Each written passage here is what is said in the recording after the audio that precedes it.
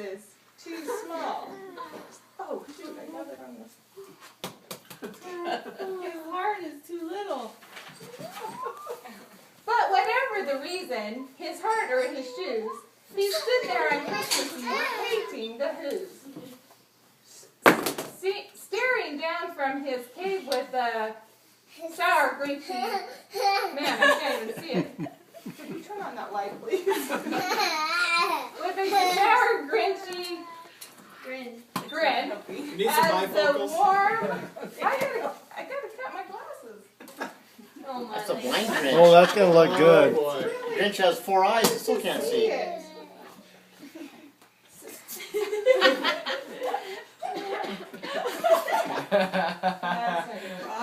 Sour Grinchy frowned at the warm-lighted windows below in their town, for he knew every Who down in Whoville beneath was busy now hanging a mistletoe wreath. Nobody's paying attention. And they're hanging their stockings, he snarled with a sneer. Tomorrow is Christmas. It's practically here.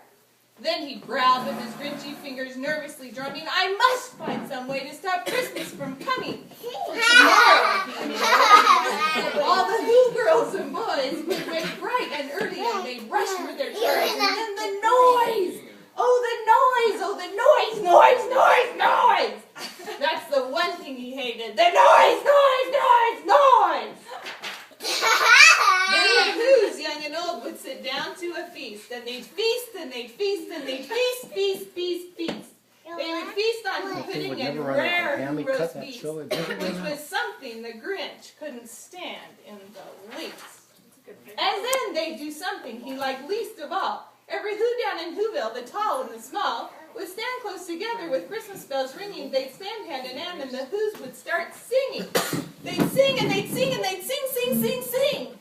And the more the Grinch thought of the Who Christmas sing, the more the Grinch thought, I must stop this whole thing. Why, for 53 years I've put up with it now. I must stop Christmas from coming. But how? Then he got an idea. An awful idea. The Grinch got a wonderful, awful idea.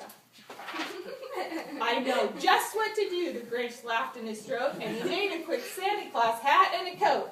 And he chuckled and clucked with a great Grinchy grin. With this coat and this hat, I look just like Saint Nick. All I need is a reindeer, the Grinch looked around, but since reindeer are scarce, there was none to be found. Did that stop the old Grinch? Don't waste your picture. No, the Grinch simply said, if I can't find a reindeer, I'll make one instead. So he called his dog Max, then he took some red thread and he tied a big horn on the top of his head. Then he loaded some bags and some old empty sacks on a ramshackle sleigh and he hitched up old Max. Then the Grinch said, get out! And the sleigh started down toward the homes where the Who's lay a snooze in their town. All the windows were dark, quiet snow filled the air. All the Who's were all dreaming sweet dreams without care when he came to the first little house on the square. This is stop number 1, said the old Grinchy Claus hissed. Then he climbed to the roof, empty bags in his fist.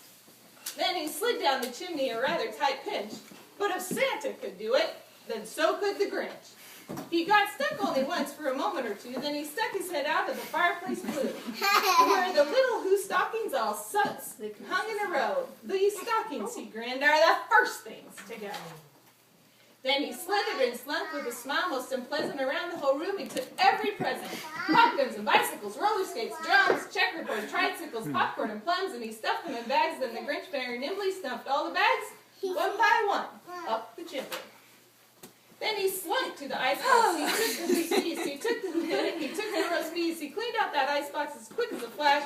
Why, that Grinch even took their last can of food hash.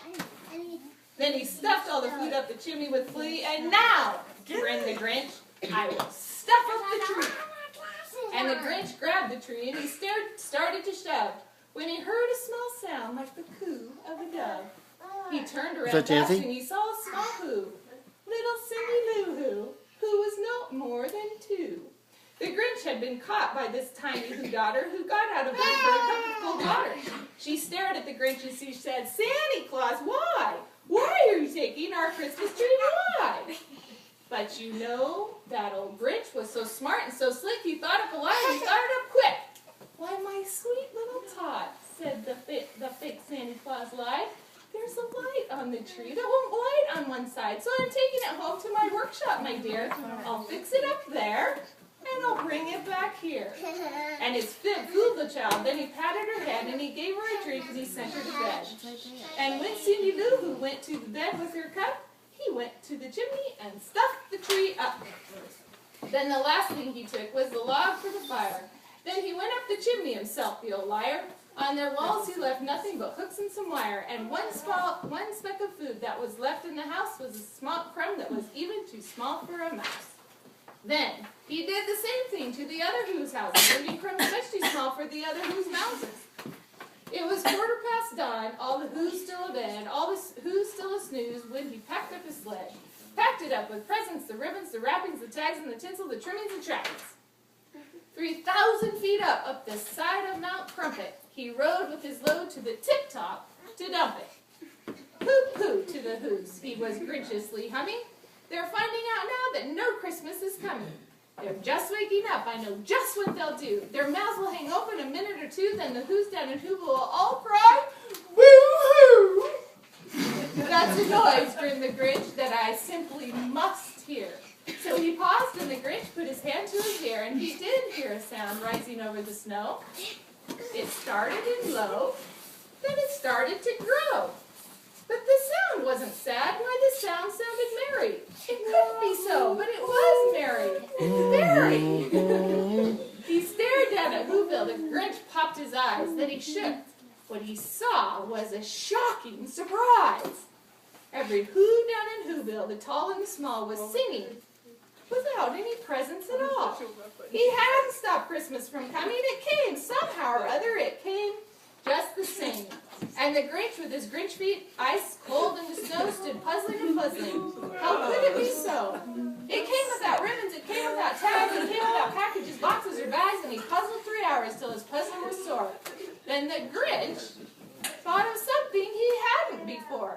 Maybe Christmas, he thought, doesn't come from a store. Maybe Christmas, perhaps, means a little bit more. And what then? What happened then? Well, in Whoville, they say that the Grinch's small heart grew 3 sizes. Come that way. Look. Can't see. Look. Wow, your heart. And the minute his heart didn't feel quite so tight, he whizzed with his load through the bright morning light, and he brought back the toys and the food and the feast, and he himself, the Grinch, carved the roast beef.